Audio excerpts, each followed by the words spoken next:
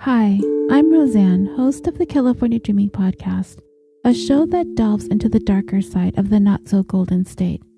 Together, we will visit some of the most unhinged and chilling crimes that ever shook California and beyond. Join me as I take you on a journey into a new story each week with a different backdrop from all around California, from the bright lights and glamour of Hollywood to the picturesque and tranquil wine country. No crime, no town, nobody is off limits. Listen to California Dreaming on the Orbital Jigsaw Network or anywhere you listen to podcasts. An Eye for an Eye podcast contains subject matters that many may find disturbing. Listener discretion is advised. Today's podcast is brought to you by Audible. Get a free audiobook download and 30-day free trial at www.audibletrial.com/eye4iPod. Over 180,000 titles to choose from for your iPhone, Android, Kindle, or MP3 player. Again, that's audibletrial.com/eye4iPod. What up, everybody? Let's all clap hands. It's time for your favorite show. Woo! What's up, everybody? We're back to discuss murder and shit, and that is what we do. Woo. I love your willingness to just come in with me and just fucking go. Yeah, man. What up, everybody? It's your host, Lisa, and your boy, Matty Ice, over here on the other mic. Because, bitch, you heard that right. We have 2 microphones now, motherfuckers. We got 2 mics. We official. Yeah, bitch. And if I couldn't figure out how to fix it for this podcast, I apologize. So you will hear one of us in one ear, one of us in the other. If I did fix it, it'll all be together. But either way, actually, when it's on 2 different, it kind of sounds like you're in the room with us, which is kind of cool. It'll be like, it annoyed me, but... It'll be like you're sitting on the other side of the room. And yeah, it's like Matt and I side. right now. He's laying on my couch. I'm sitting on my floor. My dog's in between us. But you... Please no one judge me for the fact that she's sitting on the floor. And I'm on the no, couch. I'm comfortable here. I like being close. So, it would be like you're sitting where my dogs are. If you hear it that way. Whatever, it's cool. This is like Sway in the Morning, except it's better because we have puppies. Yeah. Which you can probably hear because these microphones now pick up everything because they're all over the place. Yes, but they're beautiful. Yes. So if you haven't already heard on our Instagram, which is Eye for iPod, our Facebook, which again is Eye for iPod, everything is Eye for iPod. It's EYEFOR, EYEPOD, because that's how we roll. Standard and simple. But if you haven't heard already, we are doing a giveaway, super, super cool giveaway. Go check it out. It's on our Instagram, all the rules, regulations, and all of that jazz. Basically, the nitty-gritty when you get down to it. Free pair of Studio Sweden headphones. There's a tray, Bluetooth wireless headphones. They're amazing. They're in black. Get a case, get a charger, get everything. 3 Eye for Eye stickers and a handwritten note by Matt and I, thanking you for your love and support. To enter into the giveaway, all you have to do, there's 2 different ways to enter. The first way is go find that picture on our Instagram, again, Eye for iPod, and if you tag a friend or more friends, for every friend you tag is 1 entry into the giveaway. We're going to put all these names in a hat. If you leave us a review and rate us and we see it on our app, I have an app that tracks all of the reviews and ratings. Well, mainly reviews, so leave a review. So ignore all of that. So if you leave a review on any of the apps that you listen to us on, we'll see it and we'll give you 5 entries into this giveaway. So for review, 5 entries. To tag a friend, let them know about the giveaway. Let them know about our podcast. That's 1 entry. You can tag as many people as you'd like. Each person as a different entry in the giveaway. So that's what we have going on. We're going to announce the winner to that March 25th, which actually might be closer to now when we release this episode, but check out the merch store too. That's another thing. Yes, we launched a motherfucking merch store. We got gear. We got gear. We got gear. It's actually really fucking legit. Our link will be in the bio. It's Eye for iPod as everything else from Threadless. So it's, let me look at the fucking actual link so I can just say it to you guys instead of just trying to remember it. Hold on one moment. It is eye4ipod.threadless.com. All of our merch is up there. We have 3 amazing logos made by the incredible Rachel Gregorino, and she's the most incredible graphic designer we've ever worked with. Well, really the only one we've ever worked with, but she's incredible. I don't think we'll ever choose anyone else because she's just amazing. She made us 3 badass logos, and now you can get those logos on literally anything you want. Anything. I got right here, I'm wearing our zip up. I have a mug, which is even better quality than I thought it would be. I'm like lit about this fucking mug. I'm going to use this everywhere. And the bags. Bags. I have a cell phone case now. We have every design on the cell phone cases. I have a t-shirt. We have... You want a fucking shower curtain? We'll give you a fucking shower curtain. You want a duvet cover?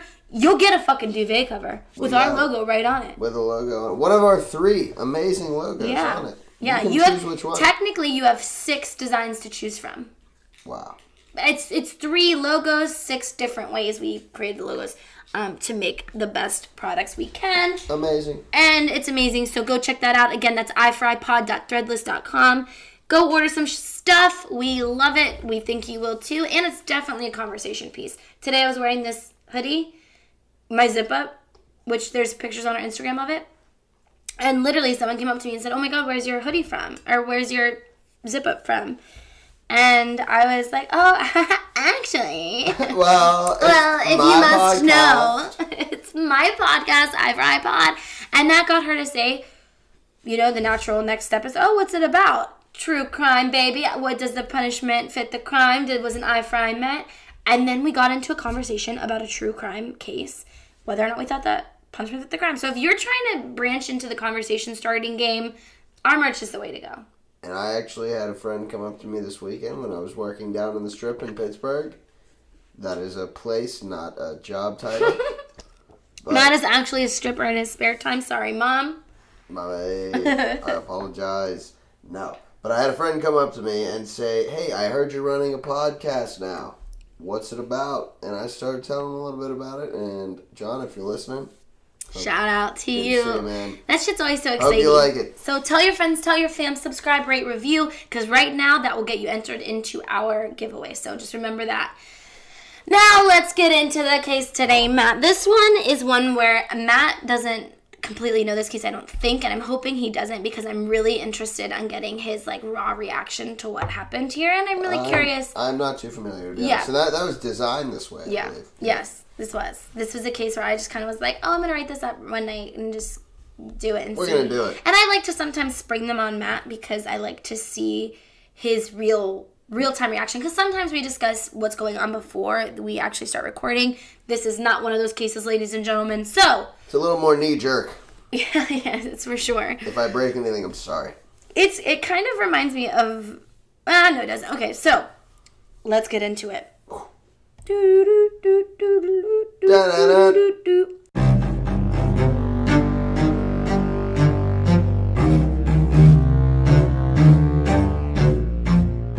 A witness testifies he saw Justine Winter's car swerving before a double fatal crash in March of 2009.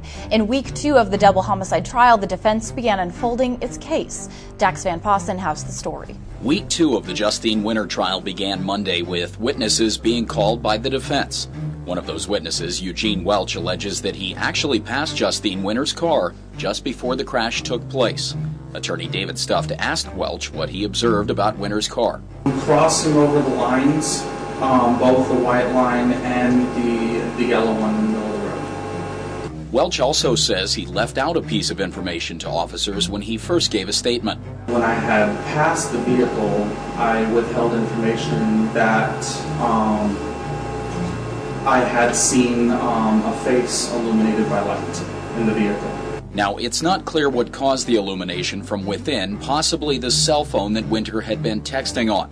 Welch says he then passed the vehicle near the Flathead County dump, but he says he wasn't speeding. And after passing that vehicle, how fast did you then start going? After I passed the vehicle, between 65 and 70 miles an hour. It's alleged by the prosecution that the car being driven by Winter was traveling in excess of 80 miles an hour when it struck Aaron Thompson's car. However, there were some inconsistencies in Welch's testimony. For example, in his initial interview, he said Winter had only crossed the lines on the shoulder of the highway. March 2009. Shortly after dropping Ryan home following an argument. Goodbye, Ryan. Just live your life knowing you did change me. Just know I am telling the truth when I told you I love you. My last words, I love you, Ryan. Yeah, whatever. You say that, you win, I lose. That's what it all comes down to. If I won, I would have had you, and I wouldn't crash my car. I can't change what happens in my life, but I will do all I can to make a difference because it's ending, Ryan. Goodbye. You kill yourself, I kill myself. You better not. Then you better not. Tell me you will only be with me because you want to. Tell me you want to be with me. That's the only thing I want to live for. You, Ryan. You keep me living. Then, at 8:12 p.m., Winter texted Langford's sister. Keep an eye on your brother for me. Make sure he's safe. And Ryan's sister responded, okay, he's in his room. You're scaring me. Back to the conversation between Ryan. Ryan then follows up with saying, you hurt yourself and I'll do the same. That's why I'm going to wreck my car, because I'm a terrible person. I thought I could fix it, but I couldn't. It shows me I'd rather kill myself. Goodbye, Ryan. So this fast-paced conversation continues with Langford wondering why, if Winter is so determined to be with him, did she kick him out of her car when dropping him off at home? Because I wanted to kill myself. Because I want you out of my car so I could do what you told me I couldn't. And Ryan says, your killing yourself is just another way of you running away. That's why I'm going to wreck my car. Because I thought I could fix it, but I couldn't. It shows. Minutes later, 16-year-old Winter drove her car at 85 miles per hour into oncoming traffic on Montana's Highway 93. She struck and killed 35-year-old Erin Thompson, who was pregnant, and her 13-year-old son, Caden Odell. Thompson and Odell were killed in the crash, but Winter survived the suicide attempt. Winter suffered a traumatic brain injury at the crash and spent 47 days in intensive care at Harborview Medical Center in Seattle. She was tried as an adult on 2 counts of deliberate homicide.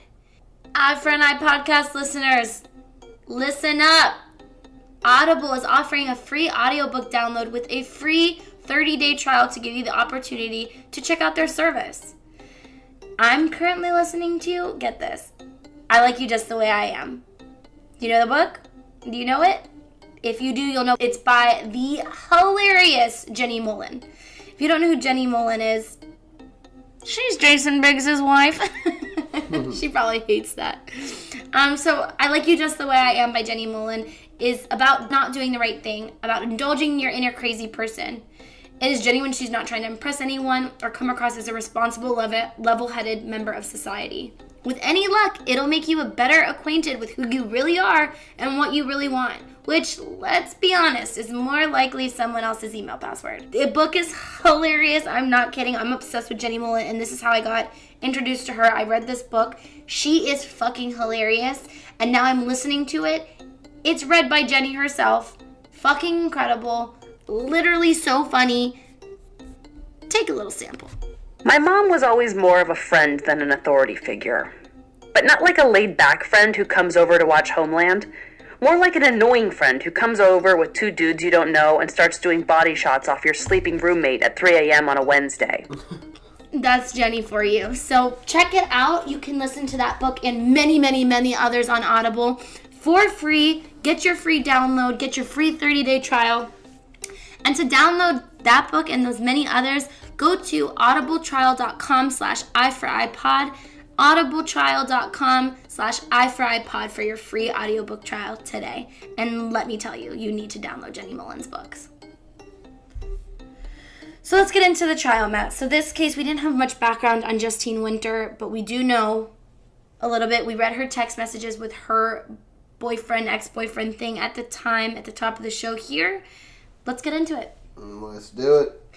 So, Flathead County Attorney Ed Corrigan successfully argued that a series of text messages between Winter, who, as you heard, threatened to kill herself in messages sent before the collision, and a boy who had just ended a relationship with her were proof her actions were deliberate, right? So the prosecuting attorney was saying your text messages to your ex or your boy, I don't know what they were, so to Ryan, saying, I'm going to wreck my car and kill myself, prove that you deliberately drove into traffic to wreck your car and try to kill yourself. Yeah, it shows intent right off the bat. I mean, she was clearly intending to kill herself, and whatever that took, if it included killing someone else. Yeah, and that's where this case is going to go off the handles a bit. So Corrigan reiterated the state's contentions that Winter had just threatened to crash her car, accelerated as she crossed the center line. So she was not slowing down when she crossed that center line, and did not brake until the last second before the impact. And she wasn't wearing a seatbelt. Nope. So she sped into oncoming traffic with text messages minutes before saying, I'm going to crash my car and kill myself. Now, an investigation of the crash shows no tire marks on the road that would have indicated that Winter had tried to avoid the crash. So, as many who drive cars know, if you feel like you're going to hit something, the instinct is to swerve, right? To swerve away from it, to slam on your brakes. There was no indication, Matt, that she did any of that. She didn't try to swerve away from the vehicles that were in oncoming lane. She didn't try to swerve out of the traffic. She didn't hit the brake until a second before the crash. Clearly. This is all stuff we need to keep in mind. Right. Clearly shows that she was intending to be in an accident to kill herself. That was the intention, yes. Court documents allege that a post-crash inspection of the car showed that Winter was not wearing her seatbelt and she was at 95% throttle, which means she was pedal to the metal. She was all the way, her foot at the floor. She was going as fast as her car would allow her to go. The same report noted that she was traveling 86 miles per hour 3 to 5 seconds before impact and braked only 1 second before the impact. We'll talk about that when we talk for and I. Matt, the defense argued that the crash was an accident that occurred in a poorly marked construction zone. So they're saying that there was a screw up on it was the just signs. it was just construction. They didn't realize it was a bad area, and she lost control. Right. Now, to add insult to injury, Matt, going get this. 86, Yep. mind you. Get this shit though, right? To add insult to injury, they filed a lawsuit against Aaron Thompson's estate and the construction companies involved in building an overpass where the wreck happened. Let me re-preface that. Wow. She, the girl who killed this woman, her unborn baby, and her child, sued her. I'm not sure who thought that was a great idea. But basically, they sued her and they sued the company involved in the construction. Now, the lawsuit claimed Winter suffered permanent injuries on the crash and a loss of capacity to enjoy life. She also claimed future loss of income as well as past and present and future medical expenses. Because of your dumbass? Right? Right? Is that not the most infuriating part of this whole thing? How's that fair to... Right? Right, so I first saw this case on 2020 covered it, and you guys have to watch it. It's so sad, it's so heartbreaking, and it's just infuriating. It's just all around horrible and infuriating because it's just, she killed a family, and there was some kind of intent there. She said seconds before she crashed her car that she was going to crash her car. It's insane to me that was able to even pass, that any lawyer would have taken that on to sue a grieving family who just had 3 people taken away from them. Right.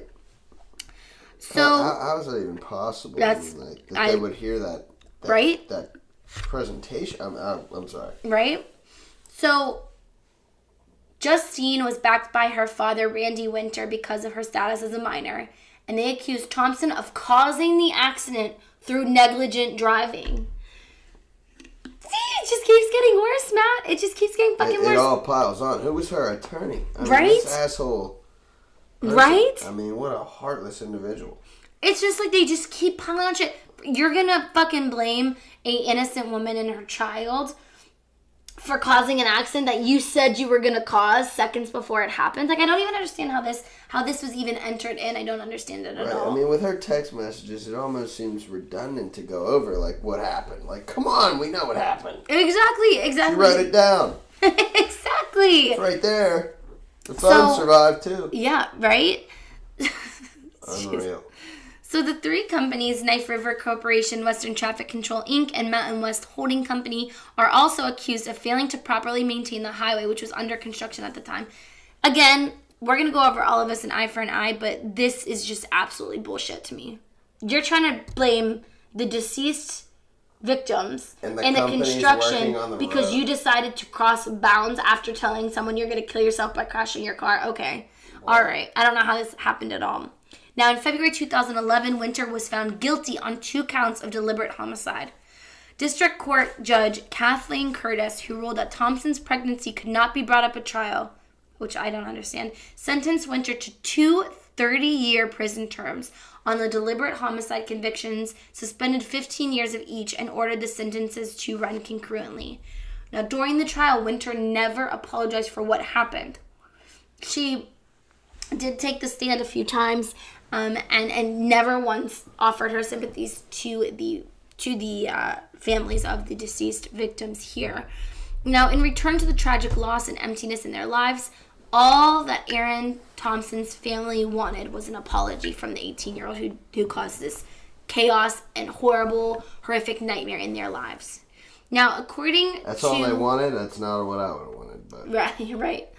Now, according to the Daily Interlake, when given a chance, the Evergreen resident, so Justine, seemed to stop short of accepting full responsibility. She survived with serious injuries, and she would say she does not remember what happened the night of the accident and cannot take responsibility for the deaths that resulted because she cannot remember them. She doesn't remember? That's probably my favorite of all the defenses people come up with. I just blacked out. I don't remember what happened. Well, she did get injured, so that could be legit, but that doesn't take away the fact that you killed someone. She can't remember sending the text messages before she was injured? I don't know. Sometimes it does wipe away. Maybe. I'm not any brain trauma surgeon, Lord knows. But in any case, that doesn't take away from the fact that you were the one driving the vehicle that killed these people. If you don't remember what you said, it's okay. You said it. You wrote it down. We got it right here. Mm-hmm. It's documented. So it's fine if you don't remember because it's right here. So it's we're gonna have to go over all of this, but so basically she's saying. I can't remember, so there's no way I can apologize for what happened because I can't remember, it wasn't really my fault. Bitch, what? We're gonna go over it. So, when she finally took the stand in her sentencing hearing, Winter did seek forgiveness, but not the kind that Aaron Thompson's family and Caden's family were looking for. No one will ever know what actually happened on the night of March 19th. I will never be able to say that I intentionally crossed the center line wanting to take 3 lives from all of you. I'm not saying that it doesn't take time, but I think that the chance needs to be made for you guys to be able to forgive me and to move past it. I understand why you weren't allowed to contact the families, and I understand why you didn't present testimony at trial. But what they've wanted to hear from you for a long, long time also is I'm sorry. Can you tell them that? I'm sorry for your loss, but I cannot. I don't know what you're meaning by you want me to say that I'm sorry. Okay. I don't have any other questions, Your Honor. Thank you. Of course, that's some bullshit. Some suggested that Winter deserved the death penalty, while others urged compassion because she was just a kid. Because this happened when she was 16. Yeah. So, now we get into some more stuff. On September 21st, 2015, the Montana Board of Pardons and Parole granted Winter, who was 22, parole upon completion of a pre-release program in Billings. Winter's first application for parole in 2014 was denied by the board, but she was transferred from Montana's women's prison to Passages, which was a pre-release center in Billings, on December 10th of that year. She was an inmate, and she was an inmate worker at a pre-release center for 6 months and then entered its residency program, where Allred said participants get jobs, save money, participate in groups, and transition back into the community. Winter was released in 2015 after only serving 4 years. She will be on parole until January 20th, 2026. If Winter violates the terms of her parole, she may be imprisoned for more than 15 years. Now, a quote from Aaron Thompson's family. They said, "It was sooner than any of us expected. But I need to do what will make my heart happy, and for me that's to wish Justine well and send her love." Well, let's talk about it. That's a nice sentiment at least, but oh my God. I mean, first of all, another case of just young love taken way too far here. Like, you're going to kill yourself over a breakup? I mean, when you're 15, like, relax. 15, 16 years old. I mean, my God, these kids. And, I knew people like that when I was 15. I was 16, probably, 17. I wasn't going to kill myself, but I was, Dramatic, I thought I was though. like, this was my one and only, my king. But, like, what? Yeah, it's crazy. And then people think, like, oh, we shouldn't blame them because they're so young. It's like, listen, I can appreciate that to some degree. But when a kid ultimately comes out and says, I'm going to kill myself, decides to do that going 86 down a highway and opposing traffic where you can very easily kill or hurt someone else. I mean, you're putting other people's lives at risk there. There's very little wiggle room, in my opinion, for that. I would never have had her. I don't know what Montana's. I don't know what their statute is. But, I mean, it would be vehicular homicide plus intentional murder. I mean, honestly, there's so many things that you could have charged her with. I just don't understand how they could have taken this so lightly. And then the fact that she's out after 4 years? Come on. Mm-hmm. What has she learned in a work program for she part of that time? She couldn't even say, I'm sorry. I could say I'm sorry, and I wasn't even fucking involved. Well, I think her attorney probably told her not to say that. Why, though? Why would an attorney do that? Because it admits culpability. Like, yeah. It basically says that you're sorry for what happened, but you're sorry that you did it. But so I will say, I think her attorney was a piece of shit anyways, just from hearing this case. So. Yeah.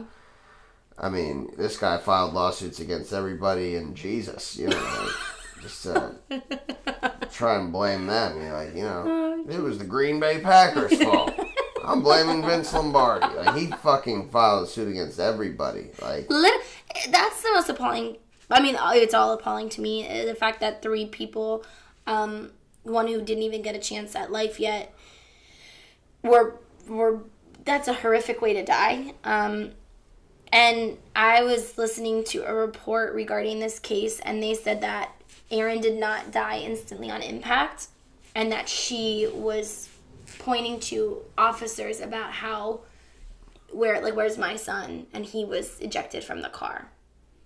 So, what a painful, horrible, scary way to pass away. And at the hands of just such negligence, such immaturity. And that's the thing, it's like, so the argument was, she's young, give her a break. And then the other arguments, give her the death penalty. Now, those are two extremes. I don't think the death penalty is necessary either. So, eye for an eye, what do you think? Obviously, no, she didn't. No, I don't think she should be out now. I don't think she should be out for another 10 years. Yeah. At least. But I don't believe she should be killed. No.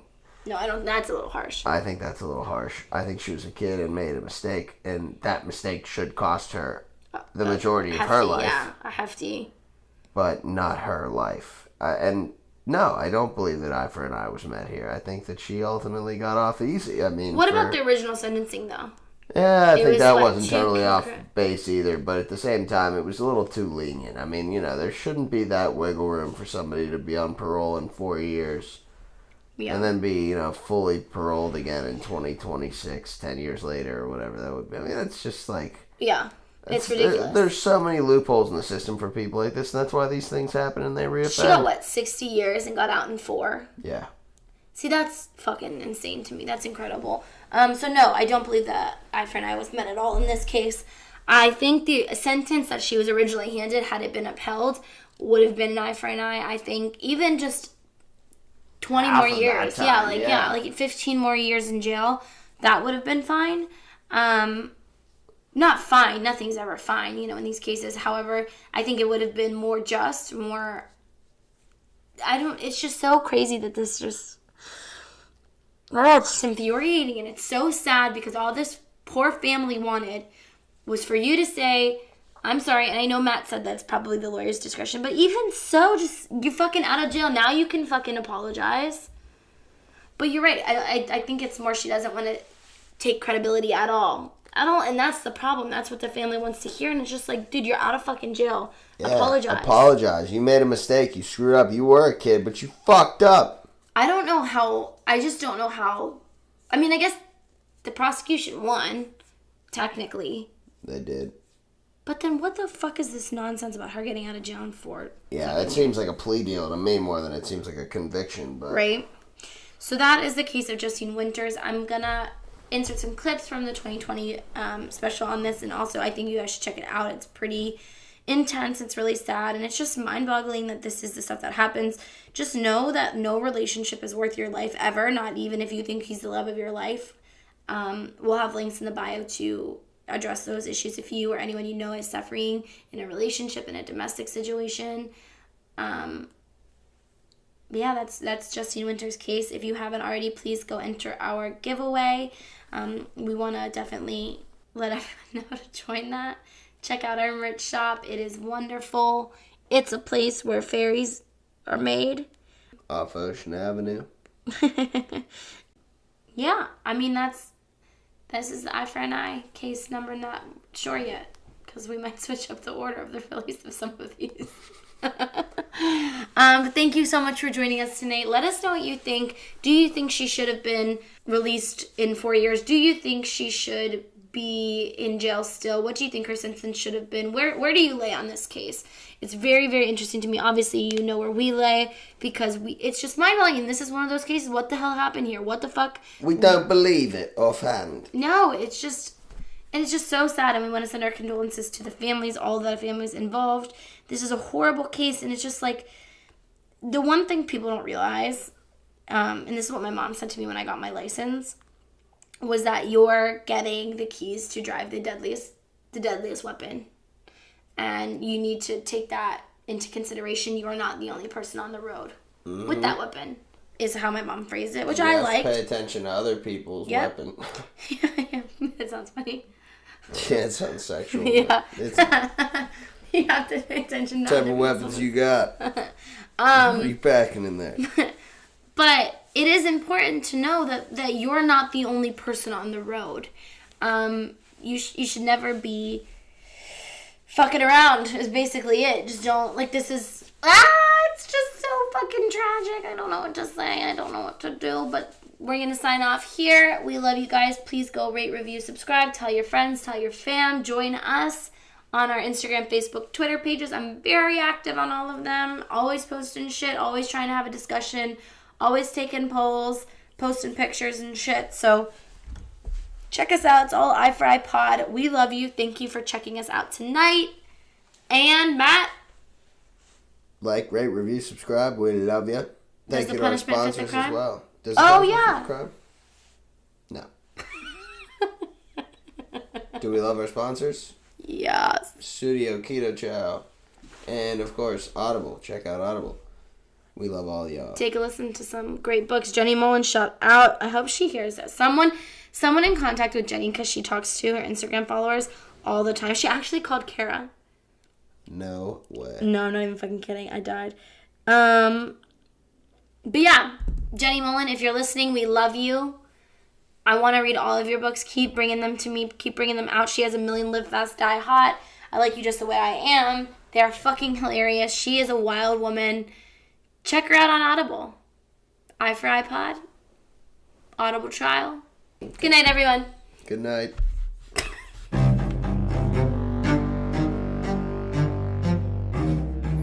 On the dock road, there's construction, and the highway's now down to 2 lanes. As she nears the Stillwater Bridge, her teen romance spinning out of control, Justine is now barreling at 85 miles an hour. Just then, Aaron Thompson and Caden are coming the other way. Richard Pepple is right behind them. He'll never forget what he saw next. Jeez. What did I just see? Did you have even time to sort of react? I mean, it just exploded. Kaboom. Pepple rushes to the tangled wreckage of the closest car, Justine Winters. Her tongue had gone back into her esophagus. I just pulled that out. Then the white foam and the blood came out pretty profusely, and I didn't think she was going to make it. He then races to the other car, where pregnant Erin and her 13-year-old son are trapped inside. When I got there, I pulled the door open. She was trying to tell me something. He would later wonder if she was struggling to get help for her son, buried in the wreckage. It couldn't come out because her chest was so crushed. And I know she had internal injuries.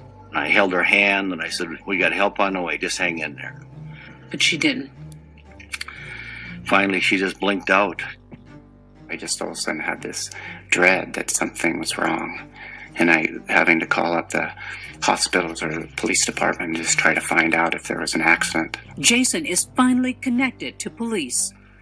And he said, "I so much didn't want to tell you this on the phone, but Aaron and Caden were killed in an accident." I've never been so wrecked. It's like I lost my heart, I lost my life, I lost my entire family.